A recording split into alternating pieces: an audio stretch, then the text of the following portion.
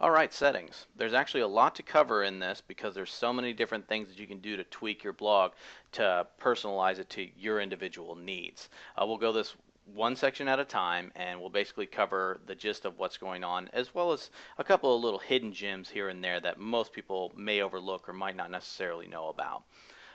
We'll start with general settings. This is basically the information about your blog and how certain items are displayed.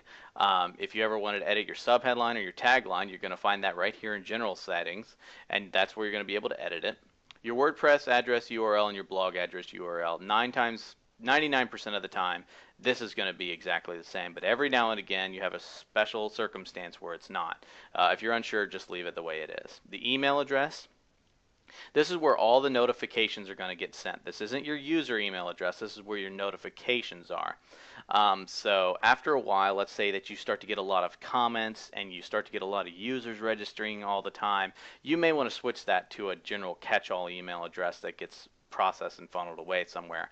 So that way every morning your inbox isn't flooded with anywhere between 10 to 50 system email addresses. So this is actually something that you maybe want to be able to change later on. In the beginning, it's okay to have it as yours, but as you get more and more activity, it's something that you want to change. Membership. If you want anyone to register, your login meta will show it will show also a register link that people can register username and password and be able to sign up for your site. And if you check that box, that's what's going to show up there. The new user default role, you're always going to almost want to put that at subscriber. That is someone who can go in and put in comments and read. Anything above that, you run the risk of, messing up any of your blog posts. So you usually always want to keep that at subscriber. 99% of the time, it's where you're always going to keep it.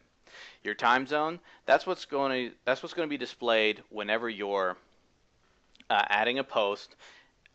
It's going to show your local time to the rest of the world after you've added the post. So date format, if you're in a different country and your dates showed up a little bit differently, you can change that here.